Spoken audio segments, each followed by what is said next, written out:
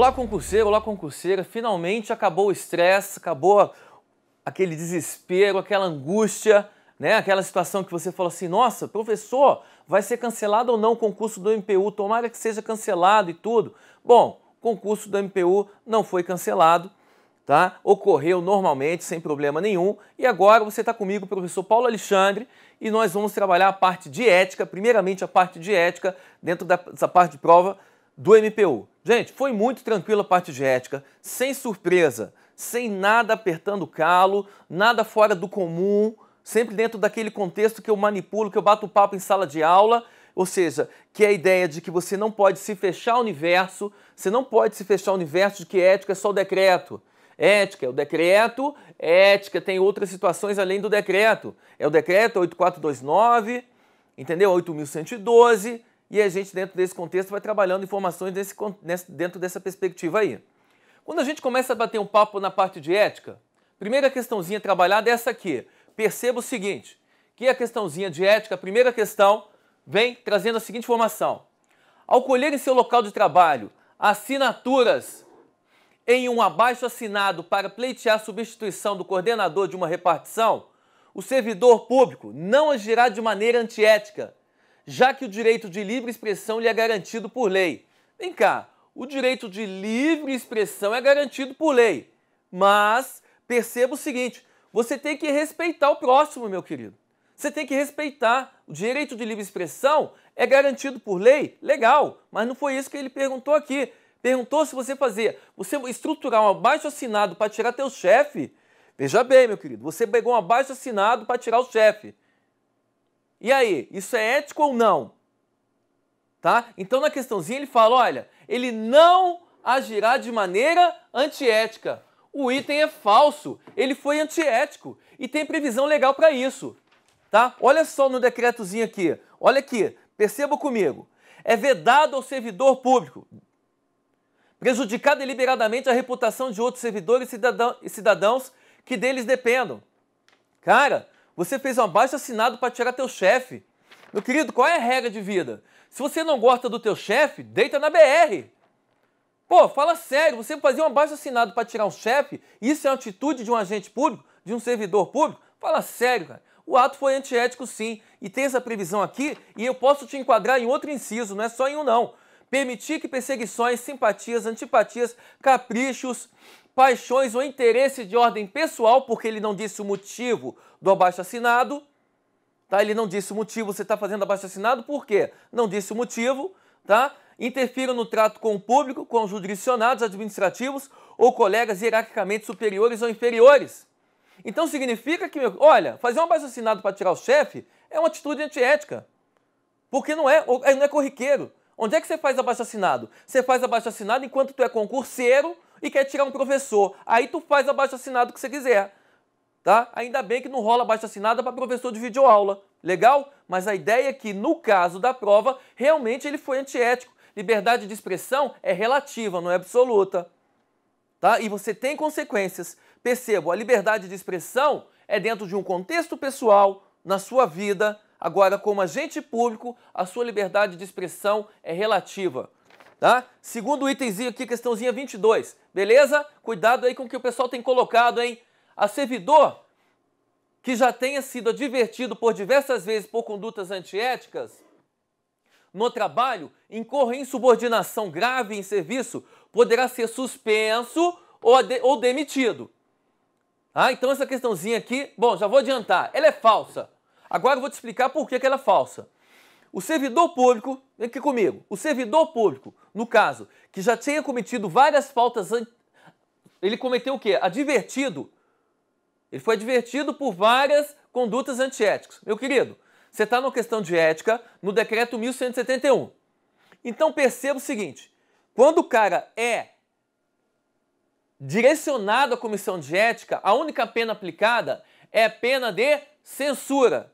Você pode ser censurado mais de uma vez? Sim. Você foi censurado uma vez, não adiantou, é censurado de novo, não adiantou, de novo, a reincidência é censura. Então a primeira parte eu não concordo com a primeira parte. Ele foi advertido por várias condutas antiéticas? Não. Se ele teve uma conduta antiética, tem que ser denunciado à comissão de ética, a comissão de ética vai apurar e ele poderá vir a ser censurado, inclusive mais de uma vez, para a mesma falta ética.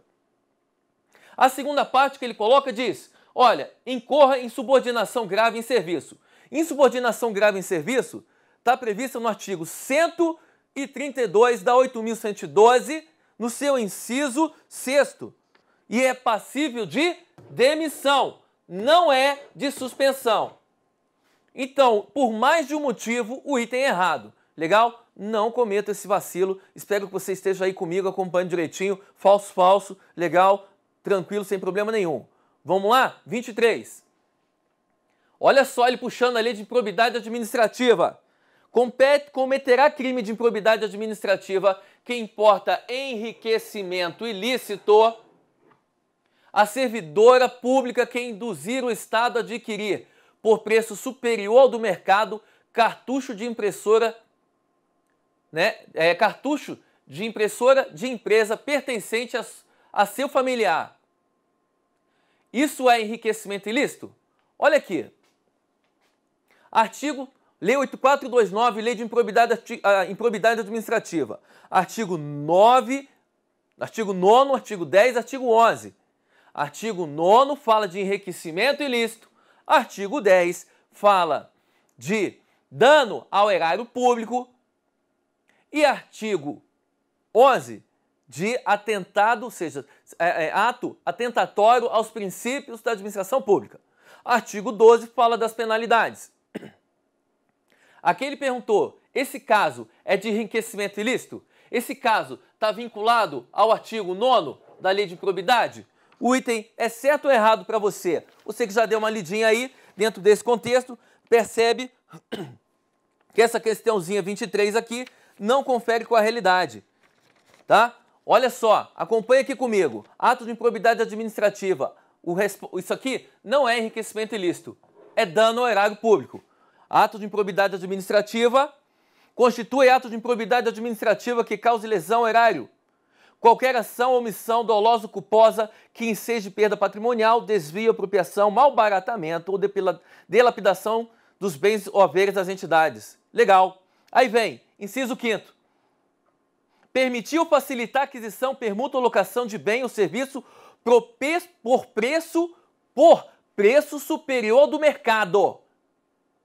E foi o que ela fez. Comprou cartucho de impressora por um preço superior ao do mercado. Isso não é a parte de enriquecimento ilícito, é a parte de lesão ao erário público, dano ao erário público. Então, o nosso item é falso. Nosso item é falso. Legal? Mais um item falso. Show de bola. 24. Cometerá ato de improbidade administrativa que atenta contra os princípios da administração pública. O servidor público que revelar a seus familiares durante um jantar de família os detalhes de processo que tramite em segredo. O processo está em segredo e ele fofocou para a família. Foi tomar uma cerveja e deixou a língua solta contra seu chefe do tal qual tenha tomado conhecimento em razão de suas atribuições. Olha lá, novamente. Gente, eu sempre falo isso para vocês. Fica ligado, a parte de ética não está simplesmente vinculado à parte do decreto. É lei de improbidade, está junto. Artigo 9º, 10 e 11. Nesse caso, a resposta, o item é um item verdadeiro. E eu vou mostrar aqui para vocês por quê. Olha lá, o artigo 11 diz o seguinte: constitui ato de improbidade administrativa que atenta contra os princípios da administração pública. Inciso 3º, revelar fato ou circunstância de que tenha ciência em razão das atribuições, que deva permanecer em segredo. Se você pipocou um segredo, na lei de improbidade você está enquadrado. Qual? Artigo 11. Então, seja, o item confere, ela não poderia ter falado de um processo que segue sob sigilo dentro de um contexto familiar. O item é verdadeiro. Legal? Show de bola.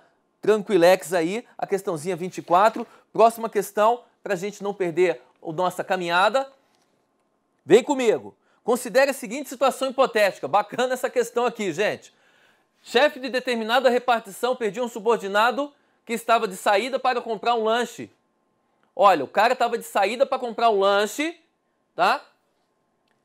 Em estabelecimento localizado próximo do órgão, que fosse até supermercado mais próximo comprar fraldas, tá? Esse chefe aqui, eu conheço esse chefe, né? Deve ser o Fabrício, porque ele está precisando comprar fralda, então deve ter sido ele que fez esse pedido. Aí o que acontece? Para agradar o chefe, o subordinado prontamente atendeu a solicitação. Beleza. Nessa situação, o chefe não cometeu falta ética, pois o subordinado já estava de saída para satisfazer o interesse pessoal.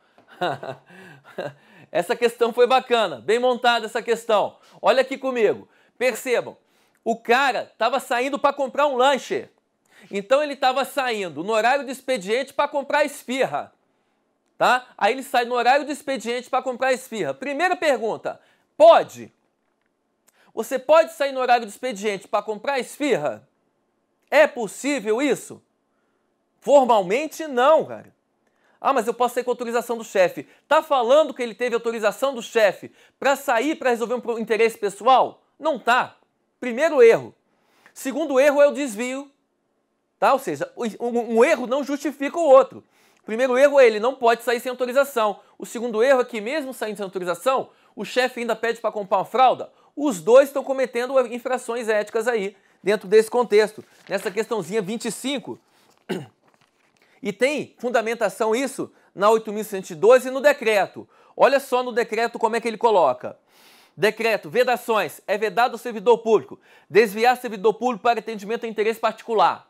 Beleza. Agora, lá no 8.112, que eu não vou deixar de falar, tá colocando o quê? Artigo 117.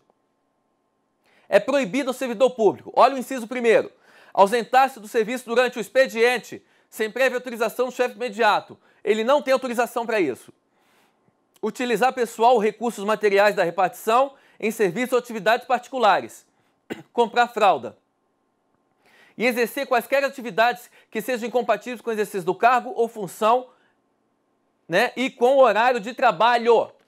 Então, ou seja, ele cometeu vários itens errados aqui, várias situações erradas. O item também não confere com a realidade, o item é falso. Fiquem atentos, meus amigos, para saber o que vocês têm lido por aí nesse mundo de Deus. Entendeu? Esse mundo de Deus pode mostrar muita coisa que não está de acordo com o que está na lei. Então, fiquem atentos. 26. O servidor que se valer do cargo que ocupa para lograr proveito pessoal indevido responderá por ato de improbidade administrativa que importará enriquecimento ilícito. Essa questãozinha aqui, eu considero essa questãozinha uma questãozinha chata. Por que é chata? Porque o que acontece? Ela pode levar problemas dentro de um contexto de gabarito. Eu optei pelo gabarito verdadeiro. Tá? Então, para mim, essa questãozinha aqui, ó, é verdadeira, sem problema algum. Tá? Eu optei por ela ser verdadeira. Por quê? Olha só, acompanha aqui. Lá no artigo 9º da 8429, reza o seguinte: constitui ato de improbidade administrativa importando enriquecimento ilícito ao ferir qualquer tipo de vantagem patrimonial indevida, em razão do exercício do cargo, mandato, função, emprego ou atividade nas entidades mencionadas no artigo 1º dessa lei. Aí ele coloca, inciso 12, usar em proveito próprio, ou no caso, valer-se do cargo que ocupa para alugar proveito pessoal, usar em proveito próprio bens, rendas, verbas, valores integrantes ao acervo patrimonial das entidades. Bens, rendas, verbas ou valores.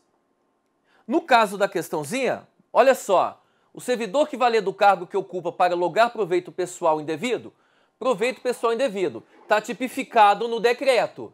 Você não pode usar do cargo para lograr proveito pessoal indevido.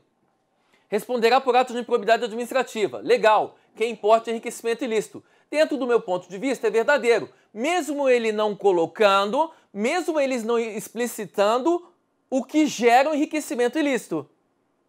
Porque ele omitiu algumas informações, mas essa omissão eu não vejo gerar erro na questão por conta disso. Do meu ponto de vista, esse gabarito sairá com a resposta correta, beleza? Porque está tipificado no decreto, aqui no caso no artigo 9º, inciso 12. Atenção, muita atenção nesse ponto aqui especificamente. Legal? Beleza? Acabou aqui? Não, porque, né, eu estou aqui numa boa. Vamos falar agora de gestão de pessoas, tá? Então você vai estar comigo, professor PA, também na correção da prova de gestão de pessoas. Foi tranquilo gestão de pessoas, professor? Mas isso aí mesmo que você ouviu.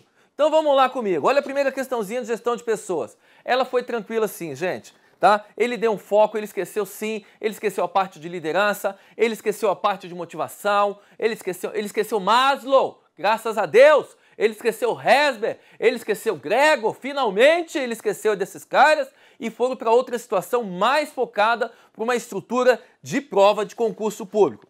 Tá? Então, seja, questãozinha 85 agora comigo, gestão de pessoas. Tradicionalmente, o processo de criação da cultura organizacional ocorre de 3 maneiras. Os fundadores contrataram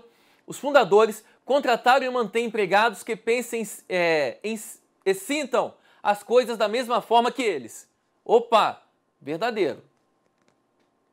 Ou doutrinam e socializam seus empregados de acordo com sua forma de pensar e de sentir. Verdadeiro. Ou então, estimula os empregados a se identificar com eles, a internalizar seus valores, convicções e premissas. Verdadeiro. O item é correto. Tá? Olha só, galerinha, comigo, presta atenção. Esse item é Ctrl+C, Ctrl+V do livro do Robbins, tá? Comportamento organizacional. Ctrl+C, Ctrl+V. Ele copiou e colou e fez a questão. Tipo, o cara tem que ter doutorado para fazer uma questão do CESP.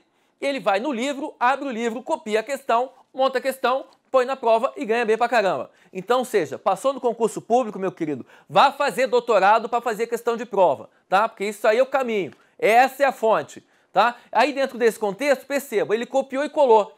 Quando eu falo de cultura organizacional, a cultura é um subproduto da organização.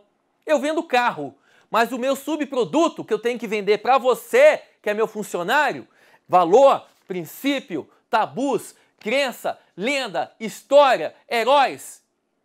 E eu tenho que fazer com que você entenda isso aí. Você tem que gostar do meu herói. Você tem que gostar dos meus valores. Tem que entender, interiorizar, trabalhar e agir em prol disso tudo. É legal dar aula de cultura porque vocês, alunos, engrandecem a aula. E eu chego dando aula de cultura e o pessoal fala, professor, eu tenho um amigo que trabalha na Ambev e tem barzinho que ele não senta. Porque a cerveja que vem de lá não é aquele da fábrica que ele trabalha.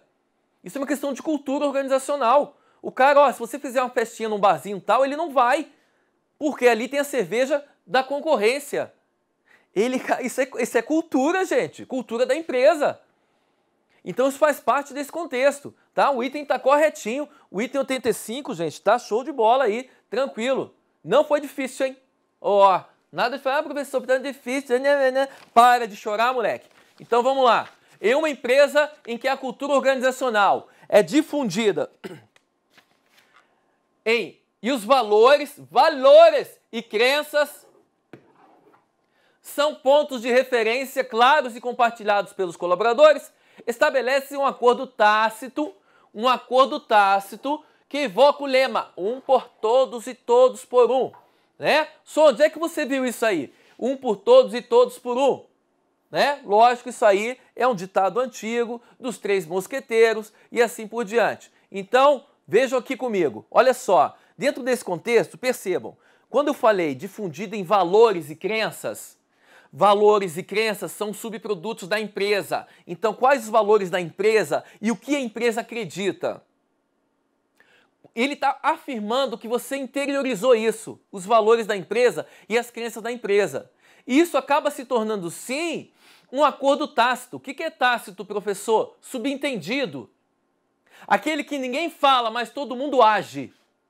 Entendeu? Ninguém fala um por todos por um. Não, mas todo mundo age dentro desse contexto. Opa, vamos lá, problema com um, estamos todos juntos. Opa, problema com aquele grupo, vamos ajudar. Problema aqui, vamos resolver. Um por todos e todos por um. Ninguém precisa falar disso, ninguém precisa expressar essa frase para que a situação seja considerada correta. Então tá tudo dentro desse contexto, beleza? Então é essa a ideia. O item também é o quê? Corretinho, verdadeiro. Esse próximo item aí, que fala a respeito da estrutura de controle, tá? Olha lá, é uma questão de administração, beleza? Então ele botou uma questão de administração dentro da parte de gestão de pessoas, que isso fique claro. Então olha lá, o controle consiste em ferramenta administrativa para a reunião e a coordenação dos recursos humanos, financeiros, físicos, de informação e outros necessários ao atendimento dos objetivos organizacionais estabelecidos. Galerinha, o que acontece? Quando a gente fala na parte de controle, tá? Dentro desse sistema de controle, a administração, quando você trabalha a parte de administração, a ideia é o quê? Planejamento, né? Organização, direção e controle. Tá? Planejamento, organização, direção e controle. Aí ele está perguntando se essa questão faz alusão ao controle. Tá? Essa questão não faz alusão ao controle. Tá? A parte de controle me traz a seguinte ideia, traz a ideia de que garantir, quando eu falo de controle, tenho que garantir o planejamento, todo o planejamento, para que o planejamento seja bem sucedido. Então eu tenho que trabalhar dentro desse contexto de controle. Tá? Então, ou seja, dentro dessa ideia aqui, essa questão não fala de controle, essa questão fala de organização. Tá? Quando ele trabalha dentro desse contexto, o item é falso porque essas características fazem referência à função organização. Função planejamento, função organização, função direção e função controle. Quando a gente expande essa ideia, a função controle não tem referência com isso aqui. Mas o que tem referência é a parte de organização. O que responde, ou seja, tira controle e põe organização que você enquadra a questão. Por isso o item é falso. Mais uma questãozinha. A amplitude de controle em uma organização. Amplitude de controle em uma organização. Tá? Deve ser reduzida nos casos em que o trabalho seja rotineiro, os subordinados altamente treinados, o administrador altamente capacitado, os cargos similares e as medidas de desempenho compatíveis. Gente, esse não é o conceito de amplitude de controle organizacional, tá? Isso aqui não tem referência. Quando o cara fala de amplitude, que eu achei uma sacanagem essa questão, muito específica, muito direcionada, ele trabalha a seguinte informação. A amplitude, pelo que se tem colocado dentro de um contexto doutrinário, a amplitude trabalha a ideia de que refere-se ao número de funcionários que um administrador consegue gerenciar dentro de um contexto de eficácia e eficiência. Eficiência e eficácia. Então, a ideia é essa, basicamente essa. A amplitude traz a ideia, tá, de funcionários de uma administração, de uma empresa, tá, em que o administrador consegue dirigir com eficiência e eficácia. Só que expande, né? Por quê? Dentro desse contexto, quanto mais eu aumento a amplitude de controle, olha só, vou botar aqui, quanto mais eu aumento a amplitude de controle, eu diminuo os níveis hierárquicos. Tá? Quanto mais eu aumento os níveis de controle, mais eu diminuo os níveis hierárquicos dentro da estrutura organizacional. E com isso, eu passo a ter uma estrutura, eu tenho como consequência, tá, uma estrutura reduzida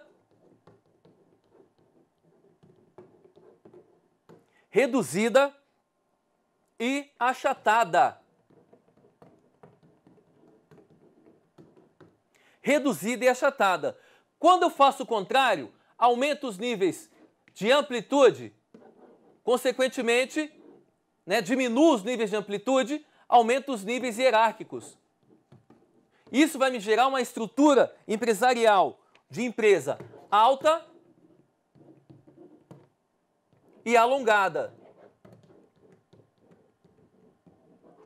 Tá? Então o que acontece? Quando ele chega e fala amplitude de controle em uma organização deve ser reduzida nos casos em que o trabalho seja rotineiro, os subordinados altamente treinados, os administradores altamente capacitados, os cargos similares e as medidas de desempenho compatíveis. Não traz relação a isso, tá? A ideia traz principalmente a estrutura de como o administrador vai trabalhar essa ideia de eficiência e eficácia dentro de um contexto organizacional e ele tem a opção de ampliar a estrutura que vai gerar uma diminuição dos níveis hierárquicos ou diminuir a amplitude, tá? Essa amplitude de controle que vai gerar o quê? Se ele diminuir a amplitude de controle, gera uma diminuição dos níveis hierárquicos. Então, essa ideia, o item é considerado falso, não confere com a realidade aí, beleza? Vamos agora aqui para mais algumas informaçõezinhas da próxima questão. Legal, agora volta aqui de novo para a parte de gestão de pessoas. Aquela 88, 87, gente, realmente estava na parte de administração. Então, o que acontece? O modelo de gestão estratégica com base em competências, eu quero muita atenção nessa questão. Respira fundo e vem comigo. O modelo de gestão estratégica com base em competências é considerado uma prática cuja finalidade é melhorar o desempenho global da organização por meio de incremento do desempenho individual dos empregados. Show de bola!